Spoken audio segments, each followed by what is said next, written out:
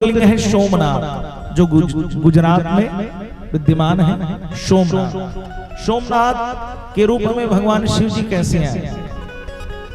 चंद्रमा की पत्नियां हैं, दक्ष की पुत्रियां, सभी दक्ष की 60 कन्याएं थी, जिसमें 26 कन्याओं का विवाह जो है चंद्रमा से दक्ष ने किया, प्रजापति है। और एक कन्या का नाम है रोहिणी। प्रजापति दक्ष की कन्या का नाम है एक जने का रोहिणी। जितनी भी पुत्रियां हैं ना, सब पुत्रियों को विवाह जब किए तो रोहिणी से ज्यादा प्रेम चंद्रमा।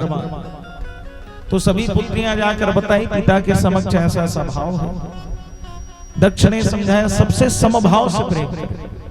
चंद्रमा हाँ कहकर चले गए, परंतु दक्ष की बात को नहीं माना। अच्छा, ये सोमनाथ ज्योतिर्लिंग वही है जिसको आतताइयों ने कई बार तोड़ा। वो ज्योति के रूप में विद्यमान था।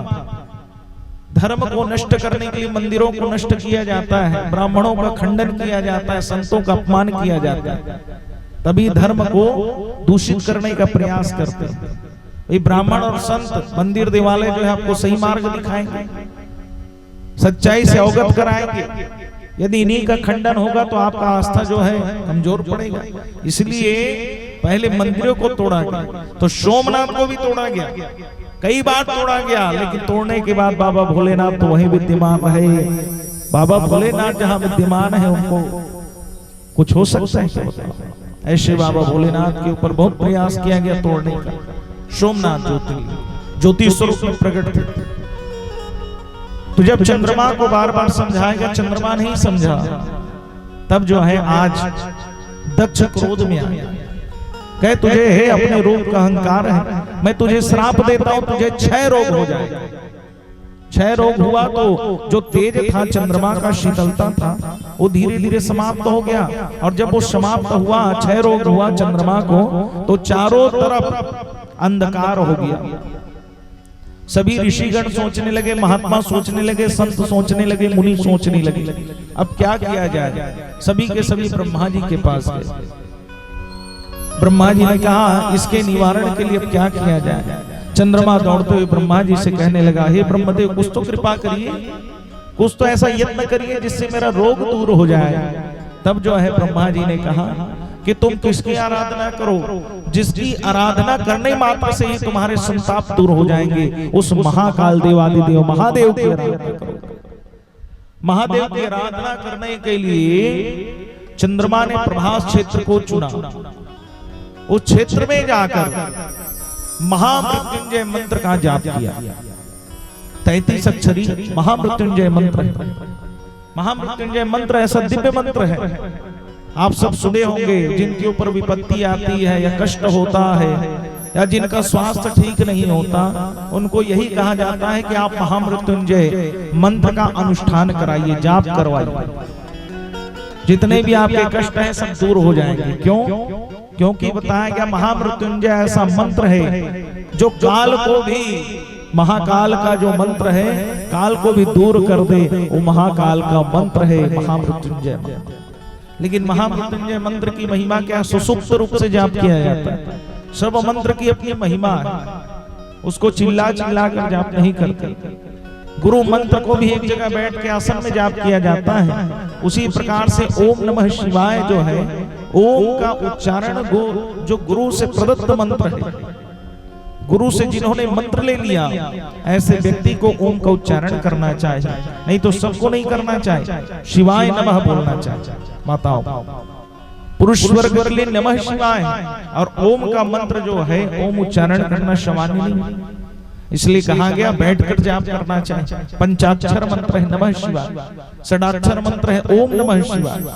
ऐसे मंत्रों की महत्ता बताई, इसलिए मंत्र को बैठकर सुसुप्त रूप से जाप करें। कोई भी चीज आप दे जा रहे हैं, आ रहे हैं, तो राधे राधे बोल रहे हैं, राम राम बोल रहे हैं, हर हर महादेव, ये भगवान का नाम उच्चारण है। परंतु मंत्र की गरिमा है, मंत्र का नियम है, मंत्र का सम्मान है। यहाँ तक शास्त्र कहते हैं जिस गायत्री मंत्र को हम जोर जोर से चिल्ला के पढ़ते हैं, उस गायत्री मंत्र को भी नहीं पढ़ना चाहिए, क्योंकि वो सर्वाधिक गायत्री मंत्र जो है शक्ति से युक्त है। ब्राह्मणों की अधिष्ठात्री देवी है गायत्री। बिना गायत्री के ब्राह्मण अन्न ग्रहण नहीं करते। उस मंत्र को सुसुप्त रूप से जाप किया जाता है, मन से जाप किया जाता है, उसको चिल्ला चिल्ला के जाप नहीं करते। परंतु आज की विडंबना ये है, अच्छा ही बताए उसको स्वीकार करने वाला कोई है नहीं।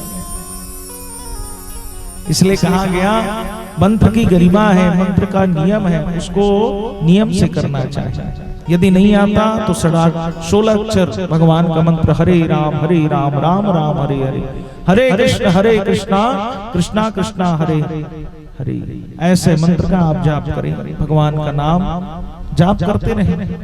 लेकिन जो मंत्र गरिमा से युक्त है उसको सुसुप्त रूप से ही जाप करना चाहिए।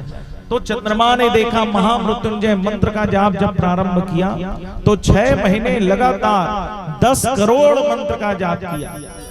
10 करोड़ महामृत्युंजय मंत्र का, और 10 करोड़ महामृत्युंजय मंत्र का जब जाप किया तो जाप करने से महादेव प्रसन्न हुए। महादेव को कहने लगे मेरे इस श्राप से आप दूर कर दो। महादेव ने कहा तुम्हें जो श्राप लगा है, लेकिन मैं तुम्हें ऐसा वरदान देता हूं कि 15 दिन में तुम्हारा जो स्वरूप है घटेगा, लेकिन 15 दिन में फिर तुम्हें तुम्हारा स्वरूप प्राप्त हो जाएगा। इस प्रकार से महादेव ने उनके इस रोग को दूर किया और सोमनाथ रूप में ब्रह्मा जी और शिव जी विद्यमान हो गए। बोलो सोमेश्वर महादेव की जय हो। ब्रह्मा जी और शिव जी सोमनाथ ज्योतिर्लिंग में विद्यमान हुए। ऐसा सोमनाथ का महिमा, जहां चंद्रमा ने आराधना किया शिव के स्वरूप का दर्शन करके, शिव जी के शिवलिंग का पूजन करके 10 करोड़ मंत्र का जाप किया, वहीं सोमनाथ रूप में भगवान विराजमान। प्रथम ज्योतिर्लिंग बताया गया। द्वितीय ज्योतिर्लिंग बताया गया मल्लिकार्जुन, मां भगवती जगदम्बा और शिव जी। ये जो ज्योतिर्लिंग है ये कोई सामान्य नहीं है, इसमें शिव और शक्ति है ज्योतिर्लिंग में। परंतु एक विशेषता ये भी है कि हमने जब शिव विवाह में कथा सुनी शक्ति पीठों की, तो एक शक्ति पीठ वहां को भी बताया जाता है मां का अंग गिरा है। तो ऐसा दिव्य शक्ति पीठ भी है और ज्योतिर्लिंग भी है, तो ऐसा जिसका नाम है आंध्र प्रदेश, जहां कौन है मल्लिकार्जुन। मल्लिकार्जुन कैसे विद्यमान हुए कथा, जिस समय गणेश जी और कार्तिकेय महाराज थे, तो हमने कल कथा सुनी गणेश जी का विवाह हुआ और कार्तिकेय जी का नहीं हुआ था। तो कार्तिकेय जी कहने लगे भैया मेरे छोटे भाई का विवाह हो गया और मेरा हुआ नहीं है। तो क्रोध करने लगे, भाई छोटे भाई का विवाह हो गया मेरा विवाह हुआ नहीं है, तो क्रोध करने लगे। और क्रोध करके जाने लगे तो माँ ने समझाया, पिता ने समझाया। कहे कहाँ जा रहे हो? कहे मैं क्रोच पर्वत के पास जा रहा हूं। पार्वती मैया के भाई है क्रोच पर्वत, क्रोच पर्वत, तो मैं अपने मामा के पास जा रहा हूँ। कार्तिकेय महाराज बहुत समझाए, कहीं अग्रणी पूजनी में भी गणेश है और विवाह में भी गणेश है, और मेरा तो विवाह ही नहीं हुआ है। तो बार बार समझाए शंकर जी माता पार्वती कहीं मत जाओ मत जाओ, नहीं माने, चले गए। जब गए तो नारद जी को भेजे, जाओ समझा के लाओ। नारद जी गए समझाने, लेकिन माने ही नहीं बात। तो कभी महादेव गए समझाने, तभी नहीं माने। तब मां भगवती गई फिर समझाने, तब भी नहीं माने। दोनों आते जाते तब क्या किए, 15 कोस दूर चले गए। कौन? कार्तिकेय महाराज 15 कोस दूर चले गए। उसी क्रोच पर्वत में जब पुत्र को नहीं देखे तो मां को संताप हुआ, मां को दुख हुआ, मोह पुत्र के प्रति प्रेम। तो वहीं जाकर विद्यमान हो गए शिव और शक्ति, जिसका नाम पड़ा मल्लिका जो है भगवती का नाम, और अर्जुन शिव जी का नाम से, इसलिए मल्लिका अर्जुन। बोलो मल्लिका अर्जुन महादेव की। और वो शक्ति पीठ भी वहां कहा गया, इसलिए दिव्य है वो। इसके बाद आया महाकाल। देवप्रिय ब्राह्मण की कथा। एक ब्राह्मण है जिसका नाम है देवप्रिय, बड़ा सात्विक ब्राह्मण है और 4 पुत्र हैं उसके। एक एक ज्योतिर्लिंग की महिमा सुनिए। 4 पुत्र हैं और देवप्रिय ब्राह्मण बड़ा सरल है, शिव की उपासना करने वाला, रोज पार्थिव शिवलिंग पूजन करता है, शिव की आराधना करता है, भगवान शिव के भक्ति में लीन रहता है। परंतु एक समय ऐसा आया, दूषण नाम का राक्षस दूषण नाम के राक्षस को वरदान प्राप्त है ब्रह्मा जी से। उसने इतनी कठिन साधना की, इतना कठिन जो है साधना करने के बाद इतना कठिन जो है उसने तपस्या किया, जिस तपस्या के करने मात्र से ब्रह्मा जी प्रसन्न हुए। अब ब्रह्मा जी जब प्रसन्न हुए तो ब्रह्मा जी ने कहा वरदान मांगो। दूषण ने कहा मुझे अमरता का वरदान दो। कहे अमरता का नहीं दे सकते, दूसरा मांगो। कहे मेरी रक्त की बूंद जहां गिरे वहां मेरी समान बलशाली मेरे ही स्वरूप में व्यक्ति प्रकट हो गए। कहे ठीक है तथास्तु। कहे तथास्तु कहने के बाद जब वरदान मिल जाता है तो कई बार क्या होता है, जो चीज हमें प्राप्त हो जाता है सहजता से हम उसकी महत्ता को नहीं जान सकते और उसका दुरुपयोग करते हैं। इसी प्रकार से दूषण ने दुरुपयोग करना प्रारंभ कर दिया। कैसे? दूषण जब गया तो संत ब्राह्मणों को पहले परेशान किया। आप याद करिए, हर समय कथा में सुनते हैं संत ब्राह्मणों को क्यों कष्ट दिया जाता है, क्योंकि यदि संत और ब्राह्मण यज्ञ जब समाप्त होगा तो देवताओं को बल कहां से प्राप्त होगा। यज्ञ नहीं होगा तो देवताओं को बल कहां से प्राप्त होगा, इसलिए पहले उन्हीं को समाप्त किया गया। तो देवप्रिय ब्राह्मण के सामने दूषण गया, कहे मैं तुझे मार दूंगा। कहे मुझे मारने वाला कोई नहीं है, मैं तो महाकाल का भक्त हूं। और शिवलिंग रखा हुआ था, पार्थिव शिवलिंग, और शिवलिंग जब रखा हुआ था कहे मुझे महादेव के रहते कोई चिंता नहीं। जब दूषण क्रोध में आया तो तलवार उठा लिया और शिवलिंग को खंडित करने के लिए सोचा, और जैसे ही खंडित करने के लिए तलवार चलाया दूषण ने, उसी समय ज्योति स्वरूप में महादेव प्रकट हो गए। बोलो देवादिदेव भगवान महादेव जब प्रकट हुए तो पिनाक हाथ में था, पिनाक भगवान का शस्त्र, शिव जी के हाथ में पिनाक था। देवप्रिय ब्राह्मण हाथ जोड़ के प्रार्थना की, हे महादेव रक्षा करो। दूषण वहां से चला गया और भगवान शंकर की बहन का नाम है शिवप्रिया। क्या नाम है? शिवप्रिया, जिसको क्षिप्रा कहा जाता है। शिवप्रिया को क्षिप्रा कहा जाता है। जो महाकाल गए होंगे उनको उन्होंने देखा होगा, कोई गए हैं महाकाल, गए उज्जैन, जिसको अवंतीपुर पहले कहा जाता था, जहाँ सांदीपनि मुनि का भी आश्रम है। श्रीमद् भागवत में आप सुनेंगे जहाँ भगवान कृष्ण ने अध्ययन किया, सांदीपनि मुनि का आश्रम। और वही आश्रम में आप देखेंगे नंदी महाराज खड़े हुए, बाकी सब जगह बैठे दिखेंगे आप। वही आश्रम में नंदी महाराज खड़े मिलेंगे आप। बाकी सब जगह आप देखते हैं जो उनका मूर्त स्वरूप रहता है उसमें एक पैर आगे रहता है, 3 पैर में बैठे रहते हैं, लेकिन वहां खड़े दिखेंगे आप। तो वही अवंतीपुरी है उज्जैन।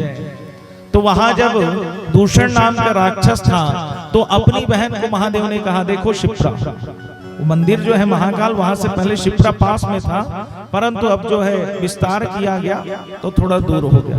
तो कहे जब इसका युद्ध होगा तो इसका रक्त गिरेगा। अब रक्त गिरेगा तो इसने वरदान प्राप्त किया है कि रक्त गिरेगा उतनी राक्षस उत्पन्न होना। तो इसका रक्त जब गिरेगा तो तुम अपने जल से इसको धो देना। जब रक्त ही नहीं रहेगा तो कहां से राक्षस उत्पन्न होना। ठीक है क्या? अब युद्ध का समय आया तो युद्ध का जब समय आया तो जब युद्ध होने लगा, शंकर जी ने जब प्रहार किया तो उसके रक्त गिरते गए, लेकिन शिप्रा नहीं आ पाई। अब क्षिप्रा जब नहीं आई तो वरदान है जतका रक्त गिरही तत्का राक्षस उत्पन्न हो। अब राक्षस उत्पन्न हो चालू हो गए। तब महादेव ने कहा कि मुझे अब अपना स्वरूप और बढ़ाना पड़ेगा। इसलिए जब महादेव ने स्वरूप बढ़ाया तो 84 महादेव के रूप में प्रकट हो गए, जिसको चौरसिया महादेव कहा जाता है। बोलो चौरसिया महादेव की जय। माने 84 रूप धारण किए महादेव। और महाकाल में जब जाएंगे ना तो 84 महादेव हैं, अगस्तेश्वर महादेव हैं और नाना प्रकार के भगवान शिव का नाम है, वो 84 रूप में हैं और सबको मारे। अंतिम में दूषण का उद्धार किए और भगवान महादेव ने देवप्रिय ब्राह्मण को कहा जिस शिवलिंग का तूने पूजन किया मैं यहीं विराजमान होऊंगा और वही महाकाल के रूप में विद्यमान होगा। बोलो महाकाल बाबा की जय। महाकाल जो ज्योतिर्लिंग है वो सबसे बड़ा है ज्योतिर्लिंग, और वहीं भस्म आरती होती है।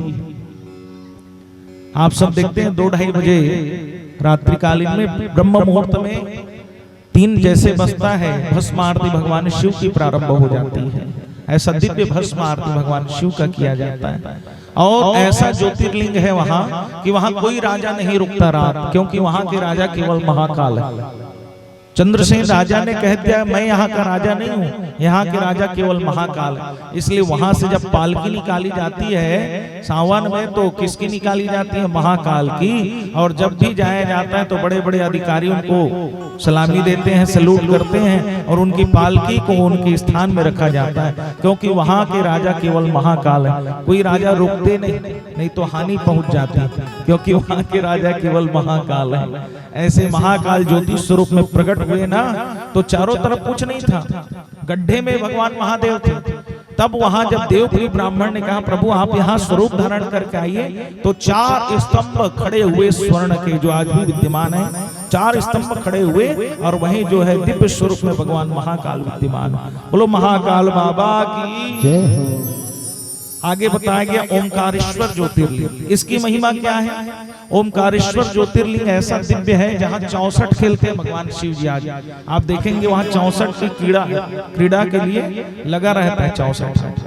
अच्छा, ये दो ज्योतिर्लिंग बनकर एक ही ज्योतिर्लिंग का पूजन होता है, 2 बने, जिसको ममलेश्वर भी कहते हैं। यदि आप एक का दर्शन नहीं किए, महाकाल से 150 किलोमीटर की दूरी में यदि एक का दर्शन नहीं किए, तो ज्योतिर्लिंग का पुण्य आपको नहीं मिल सकता। नर्मदा बह रही है, और जब आप ओमकारेश्वर का दर्शन करते हैं तो उसी को पहले ममलेश्वर को श्री परमेश्वर कहा जाता था, श्री परमेश्वर ज्योतिर्लिंग।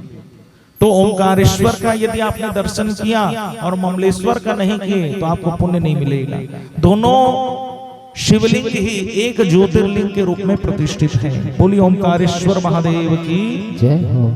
आगे बताया गया नर नारायण से पूजित केदारेश्वर, इसकी एक और कथा भी आती है। नर नारायण के द्वारा ही पूजन हुआ है, भगवान विष्णु के द्वारा पूजन किया गया, जिन्होंने बद्री आश्रम में, बद्रीनाथ के रूप में जो अभी विद्यमान है बद्रीनाथ भगवान, वहीं बद्रिका आश्रम में शिव जी का पूजन किया, उन्हीं के द्वारा जो पूजित है, जिसको केदारेश्वर कहा जाता है। और एक कथा आपने सुनी होगी तारकासुर की।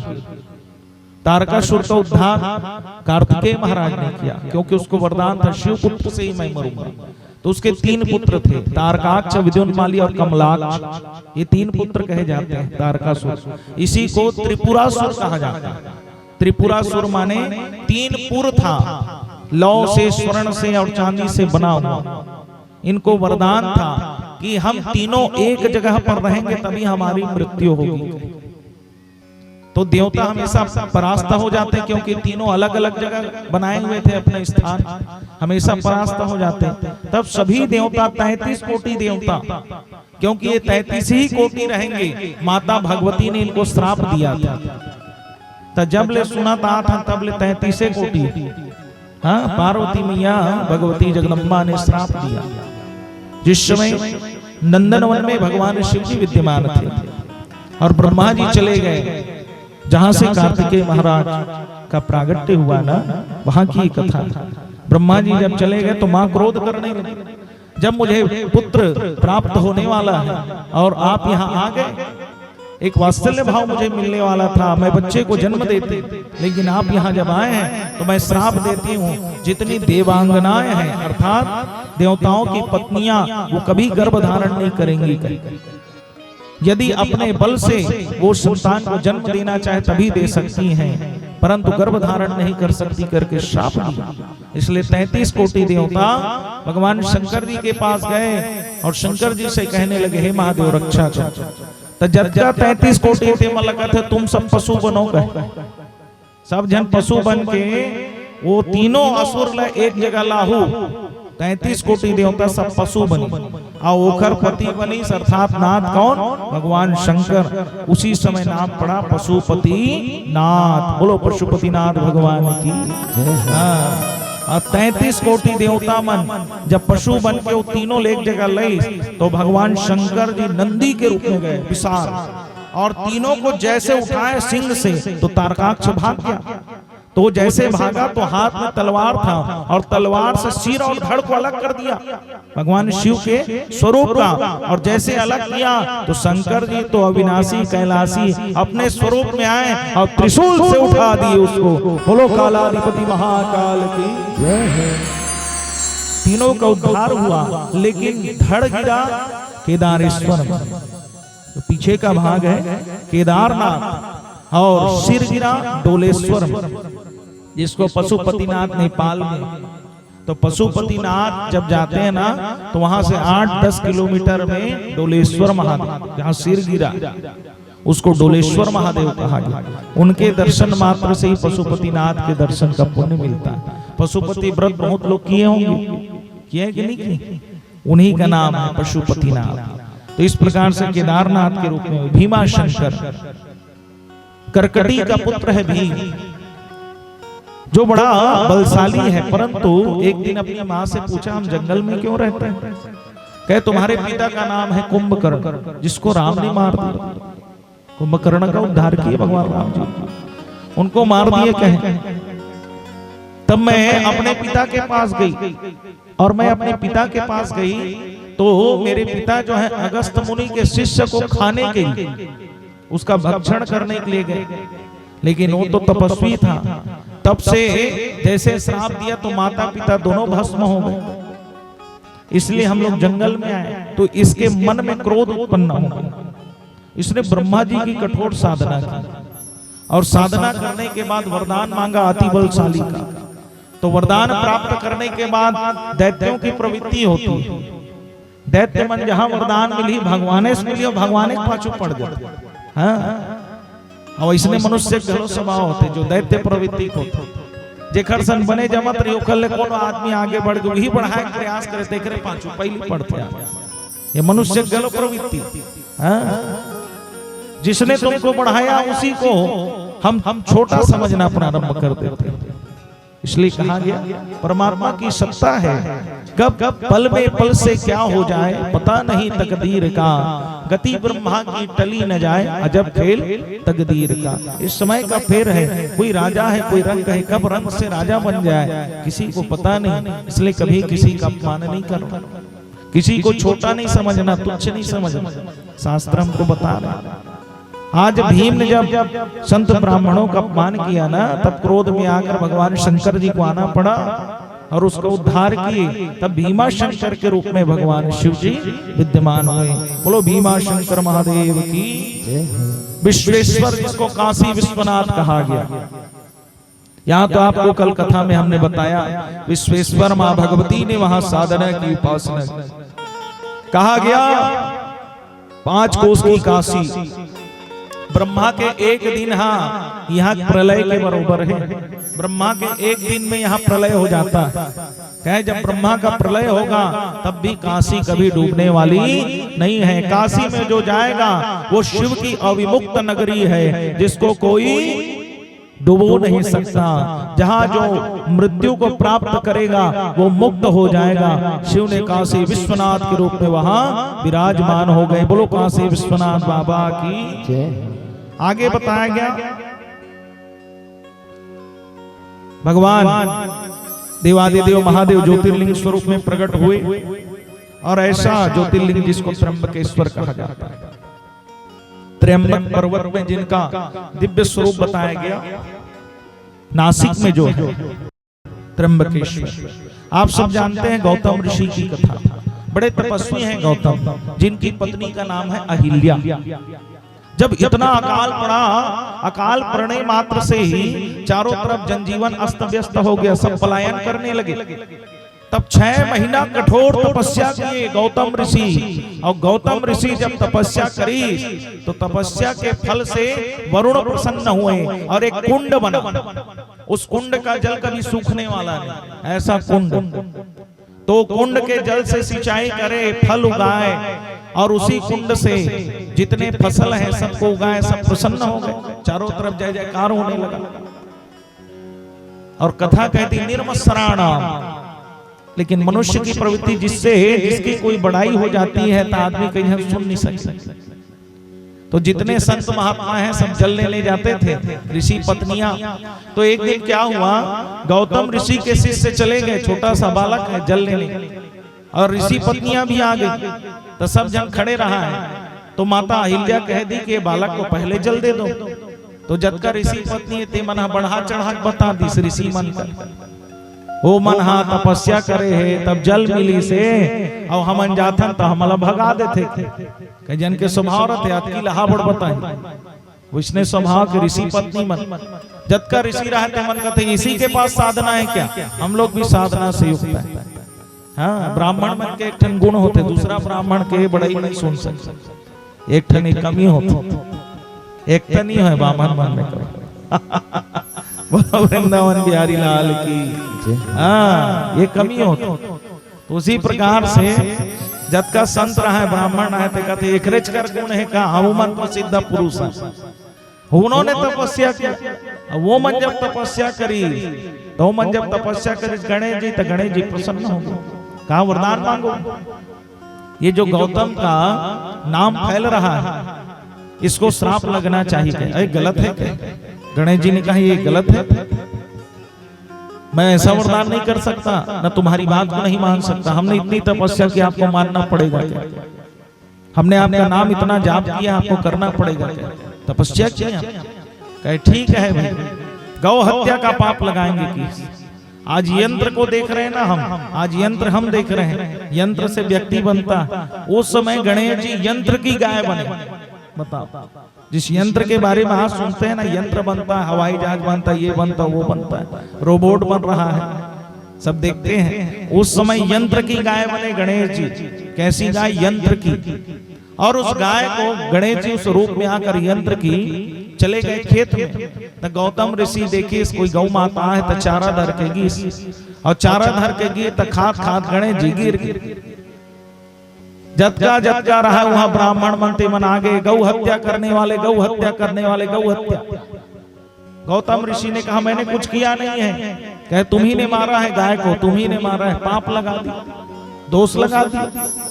कहे जो गौ हत्या किया है वो यहाँ नहीं रहेगा, सबसे बड़ा पाप है गौ हत्या का, जाओ यहाँ से। गौतम जी दूसरा जगह की, दूसरा जगह घलोई मतलब चैन नहीं, फिर वहां चल दी से वहां से भगाने के लिए कहे। तो गौतम जी कहते मैं अपन पाप ला कैसे दूर करूं? कहे जाओ पृथ्वी की 3 प्रदक्षिणा करना, उसके बाद ये त्र्यंबक पर्वत की प्रदक्षिणा करना, उसके बाद शिवलिंग का निर्माण करना, उसके बाद 100 घड़े से उस शिवलिंग को जल से अभिषेक करना और गंगा को प्रागट्य करना, तब तुम्हारा पाप दूर होगा। शिव की आराधना करना। अब सोचो कतका बड़े उद्दंड मिले। तब वो पूरा पृथ्वी के प्रदक्षिणा करी, त्र्यंबक पर्वत के 18 प्रदक्षिणा करी, तब फिर शिव जी की पूजन करी, पूजा करे के बाद फिर प्रदक्षिणा करी, फिर प्रदक्षिणा करे के बाद फिर शिव की आराधना करी। तब शिव प्रसन्न हुए। शिव जी प्रसन्न हुए, कहे वरदान मांगो, मोर पाप ला दूर कर दो महाराज के। शंकर जी सब जान रहे हैं। शंकर जी ने कहा तुमने कोई पाप नहीं किया, तुम कहो तो इसको अभी दंड दे देता हूं इन सभी ब्राह्मणों को। उन्होंने तुम्हारे ऊपर मिथ्या आरोप लगाया है। आदमी बोल देता है, किसी के बारे में कलंक लगा देता है बिना सोचे समझे, लेकिन कहा गया शास्त्र कहते हैं कभी भी बिना सोचे समझे किसी के बारे में नहीं बोलना चाहिए। शास्त्र तो यहाँ तक कहता है, हम क्यों किसी के बारे में बोले भैया? शास्त्र कहते हैं यदि किसी के बारे में बोलोगे तो उसका आधा पाप आपको लगेगा। हाँ, आधा पाप, और सुन रहे हो तो पूरा पाप लगेगा। कर से थी सुनना भी नहीं है ना बोलना भी नहीं। बोलना है तो भगवान का नाम बोलो, और सुनना है तो भगवान की कथा सुनो। दुनिया की बात ला बोलो तो कोई पुण्य मिल ही बता। किसी के घर में क्या हो रहा है हमको क्या पता। आदमी सोचता है कोई धनवान हो जाए तो आदमी कही वो नहीं जाना था कैसे घर बनाए के दूसरा चिंता हो। एक जना आदमी है ट्रैक्टर ली, ट्रैक्टर ले के बाद कथे पड़ोसी सन खन्नी जा तो ड्राइवर ला कथे जा ओकर घर के आगू में बने चलावे ट्रैक्टर ला। ओ धरीश नवा ट्रैक्टर ला वो अतका घुमाए ट्रैक्टर ला ओकर घर के आगू। वो घर ले निकली, चीला रोटी धर रहा है हाथ, चीला रोटी धर के निकली घर में, फिर भीतरी में चटनी धर के वो घुमा थे ड्राइवर विकट गाड़ी ला फन फन फन चला तो घर के आगू। वो बैठ के खावत देखत ले घुमाए से 3 ठन लखाट 4 ठन लखाट तन पानी पीटे से घुमाते ड्राइवर आगे तहन अपन मालिक कर मालिक पूछते वो जला कि नहीं जला, ये बताओ वो जला कि नहीं जला। चिला रोटी खात रही से साहब नहीं वो जला कि नहीं जला। वो जली से नहीं जली ते नहीं जानो, लेकिन तो डीजल चुकता जल गया। अब वो खड़े गाड़ियों में तो दूसरा किए ते करबे तो पहले तोरे ना बोलो वृंदावन बिहारी लाल की।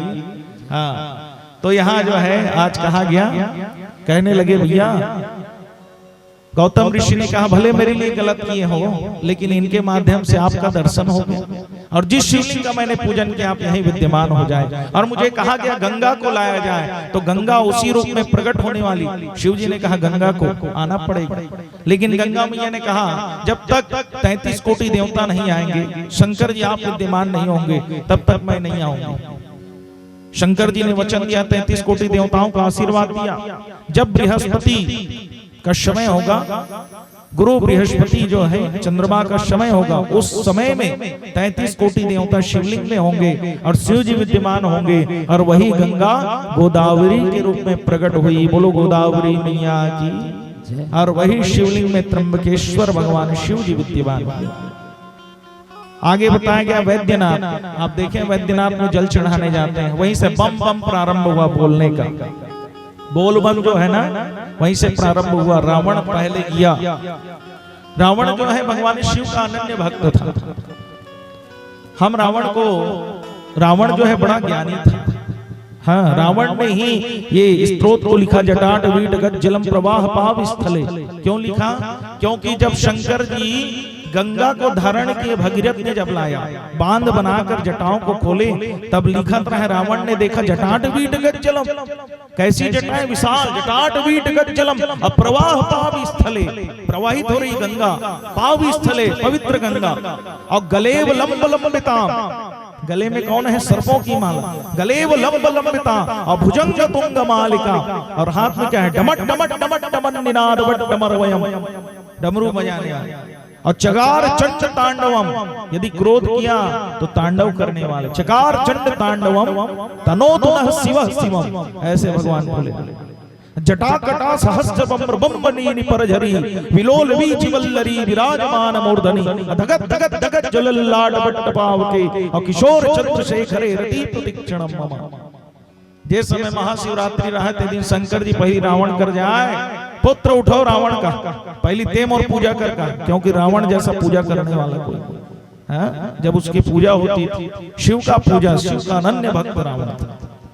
रावण नाम किसने दिया? शंकर जी ने दिया। तो ऐसा रावण, लेकिन वो सब जानता, 72 चतुर्युगी जिया, 72 बार वो युग आकर चला गया ऐसा रावण, 72 चतुर्युगी जिया, वो सब जान रहा था। वो जान रहा था कि मुझे उद्धार कराना है अपने संपूर्ण कुल का। क्या रावण जब सीता मैया को लेकर आया तो उसके पास इतना बड़ा महल था, वहां क्यों मैया को नहीं रखा? उसने अशोक वृक्ष के सामने क्यों रखा, जहाँ केवल स्त्रियां रहती थी? रावण सब जानने वाला था, शिव का अनन्य भक्त था। अहंकार के कारण उसका पतन हुआ। जिस कुल में वर्ण शंकरता के कारण वो जन्म लिया। माँ अलग कुल की थी, पिता अलग कुल के थे। माँ राक्षसी थी, पिता ब्राह्मण थे। इसलिए कहा गया वर्ण शंकर जहाँ होंगे, जो अपने कुल का नाश करेगा, उस कुल से जो बालक उत्पन्न होगा उसकी बुद्धि संकीर्ण होगी। इसलिए अपने कुल का मान रखना चाहिए, अपने कुल का मान रखना चाहिए। माता पिता के ही अनुरूप विवाह करना चाहिए, नहीं संकीर्ण बुद्धि की होगा। जिस पिता ने अपने कन्या का दान नहीं किया, वो पिता नरकगामी होता है। इसलिए कहा गया जिस पुत्र ने यदि अपने कुल में विवाह नहीं किया, उससे जो संतान होगी वो जल देगी, तो उसके पितर उसको प्राप्त नहीं कर सकते। ऐसा वर्णन किया जाता है शास्त्र में। इसी को बताया गया, रावण ने शिव जी का पूजन किया। वैद्यनाथ शिव जी को कहे मैं आपको ले जाऊंगा, कहे ते लेके, लेकिन ते सोच ले लेगा थस्ते कर, मैं लेके नहीं जाऊंगा और लेके जाऊंगा तो ले ठीक है भाई कर। और जैसे ले जाने लगा, वैद्यनाथ बड़ा दिव्य ज्योतिर्लिंग है जहाँ शिव जी को जल चढ़ाया जाता है। 120 किलोमीटर से व्यक्ति चलते आते हैं, यहाँ तो हजारों किलोमीटर से जाते हैं, लेकिन वहाँ जो जल उठाया जाता है स्थान से 120 किलोमीटर, वहां से फिर चलते हुए भगवान वैद्यनाथ में जल चढ़ाने जाते हैं। तो वहां बोल बम का उच्चारण होता है। रावण जब जा रहा था, भगवान नारायण जा रहे थे, गणेश जी जा रहे थे। गणेश जी कहे तुमको तो ले जाने नहीं दूंगा, कहे वो सब जा रहे थे। गणेश जी आगे ग्वाले के रूप में, ऋषि समय लघु शंका लगी, देखे कोई नहीं है, रखूंगा तो भगवान शिव ने कहा जहां रखोगे वहीं विराजमान हो जाऊंगा, रखना नहीं है। तो देखे किसको कहे, ग्वाले को देखे, गणेश जी हैं, कहे ग्वाले इसको पकड़े रहना, मैं आता हूं। कहे 24 घंटे बीत गया, गणेश जी जान रहे अब तो रखना ही पड़ेगा, रख दे तुरंत ही मिले। रावण आया, देखा भगवान तो विराजमान हो गए, चिल्लाने लगा, कह मैं कितने समय तक देखता। और जब गणेश जी वहां से गए तब रावण वहां से जल लेकर आया और बोल बम बोल बम बोल बम चिल्लाते हुए, और बोल बम का जैसे उच्चारण हुआ शंकर जी में जल चढ़ाएगा। बोलो बैद्यनाथ बाबा की। आगे बताएगा नागेश्वर, दारुक नाम के राक्षस का भगवान शिव जी ने उद्धार किया, तब नागेश्वर रूप में आए। नामेश्वरम की जानते हैं, राम जी ने पहले पूजन किया शिव का। विष्णु हृदय शिवा, शिवा हृदय विष्णु, राम जी पूजन किए और रामेश्वरम में जल चढ़ाने मात्र से ही सभी ज्योतिर्लिंग का पुण्य हमें प्राप्त होता है। राम जी के द्वारा जो पूजित है ज्योतिर्लिंग वो रामेश्वरम, ऐसा रामेश्वरम ज्योतिर्लिंग बताएगा। घुष्मेश्वर, घुष्मा और सुधर्मा नाम की 2 शौत थी, जिसमें सुधर्मा की संतान नहीं थी, घुष्मा की संतान थी। सुधर्मा बड़ा प्रेम करती थी, परंतु लोगों की बातें जब उसको बुरा लगना प्रारंभ हुआ ना, लोग क्या है आपके कहीं न कहीं विक्षिप्त मन को करते हैं। संसार में ऐसे ऐसे लोग हैं जो किसी की प्रसन्नता को नहीं देख सकते। संसार आपके परिवार में यदि बड़ा आनंद है तो कहीं ना कहीं विक्षिप्त करने के लिए, आपके मन को दुखी करने के लिए, परिवार में कहीं ना कहीं कलह उत्पन्न करने के लिए नाना प्रकार के शब्द, और जो उनकी बातों में आता है, दूसरे की बात में जो आता है, जो अपना आत्मचिंतन नहीं कर पाता, वो व्यक्ति प्रसन्न नहीं हो सकता। पहले आत्मचिंतन करें, पहले अपने स्वभाव को जाने, पहले अपने अपनी प्रसन्नता लाए, तभी आप प्रसन्न हो। यदि आप संसार से कहें प्रसन्नता मिल जाएगी तो नहीं हो सकता। जब तक आप स्वयं से प्रसन्न नहीं होंगे तब तक आपको कोई प्रसन्न नहीं कर सकता, और जब तक आप स्वयं से दुखी नहीं होंगे तब तक आपको कोई दुखी नहीं कर सकता। संसार में ऐसा कोई नहीं है जो आपको दुखी कर सकते। जीवात्मा को यदि हम जान लिए कि आत्म तत्व का बोध हो गया, परमात्मा तत्व को जानने के लिए, तो जीवन में कभी व्यक्ति दुखी नहीं हो सकता। इसलिए कहा गया सुधर्मा ने जब मन में भाव गलत उत्पन्न हुआ, दोनों बच्चों को मारने का प्रयत्न किया। घुष्मा प्रत्येक दिन पार्थिव शिवलिंग का पूजन करती, महाशिवरात्रि में स्मरण करती थी। भगवान महादेव की कृपा से घुष्मा जब बाहर गई थी, शिवलिंग का पूजन उसने वहां भी नहीं छोड़ा। पार्थिव शिवलिंग पूजन मात्र से ही जो बच्चे उसके मृत हो गए थे, जैसे आ रही थी जिस तालाब में उन बच्चों को डाल दिया गया था, वो बच्चे खेलते हुए मिले और माँ को बताया सारा वृतांत। आज जो है घुष्मा शिव जी का पूजन करने लगी और उसी के रूप में घुष्मेश्वर महादेव के रूप में भगवान शिव जी विद्यमान हो गए। बोलो कालाधिपति महाकाल की। ऐसे 12 ज्योतिर्लिंग की कथा हमने सुनी। 12 ज्योतिर्लिंग की कथा हम इसलिए श्रवण करते हैं क्योंकि आज हमें 12 ज्योतिर्लिंग का पुण्य हमें प्राप्त होगा पूजन से। रुद्राक्ष भगवान का अक्ष है। जिस समय सती मैया का वियोग हुआ ना, तो शिव जी के नेत्र से अक्ष गिरा और वही पेड़ जो है रुद्राक्ष बना। रुद्राक्ष धारण मात्र से ही शिव की कृपा हो जाती है। तुलसी धारण मात्र से ही नारायण की कृपा होती है। गले में जब हम धारण करते हैं तो हमारा मन शांत होता है। लाल रंग के धागे में या पीले रंग के धागे में रुद्राक्ष धारण करना चाहिए। महिमा बताइए रुद्राक्ष की। एक मुखी से लेकर 14 मुखी तक रुद्राक्ष होते हैं, लेकिन एक मुखी का रुद्राक्ष किसी को नहीं मिल सकता, क्योंकि हजारों पेड़ यदि लगाए, हजारों पेड़ यदि जाग गए तो हजारों पेड़ों में जो फल लगेगा उसमें से कोई एक आध फल एक मुखी होगा, इसलिए नहीं मिल सकता। पंचमुखी रुद्राक्ष, 6 मुखी रुद्राक्ष मिलता है और रुद्राक्ष में कोई भेद नहीं। शिव का अक्ष है, चाहे वो भद्राक्ष हो चाहे रुद्राक्ष हो, जो आपके पास है शिव का आप यदि पूजन कर रहे हैं, बताया गया उसको जल से, गंगा जल से युक्त दूध दही घी से पंचामृत स्नान कराकर रुद्राक्ष को यदि धारण कर रहे हैं, शिव की कृपा उस जीव पर हो जाती है। कहा गया यदि हम कहीं मृत स्थान से आ रहे हैं तो क्या हमारा रुद्राक्ष दूषित होगा? बताया गया हम धारण करें कि नहीं करें। बताया जाता है शिव की कृपा जहाँ हो जाती है, महादेव की कृपा जहाँ हो जाती है, ये हृदय के समक्ष रहना चाहिए रुद्राक्ष। यहाँ हृदय में स्पर्श होना चाहिए रुद्राक्ष। और जो धारण करता है शिव की कृपा उस जीव पर होती है। माता पिता यदि बच्चे गलती करते हैं, यदि मलमूत्र कर दिए तो बच्चे को फेंक नहीं देते, उसको साफ करते हैं। उसी प्रकार से हमसे गलती भी हो जाती है, हमने धारण किया तो शिव की कृपा उस जीव पर बनी रहती है। ये रुद्राक्ष की दिव्य महिमा है।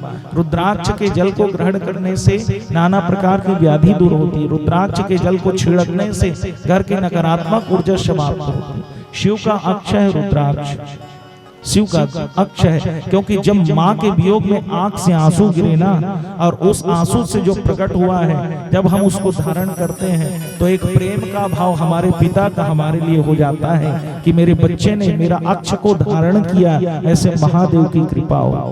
बोलो देवादिदेव महादेव जय। इस प्रकार आज हमने दिव्य महिमा पंचाक्षर की ज्योतिर्लिंग की कथा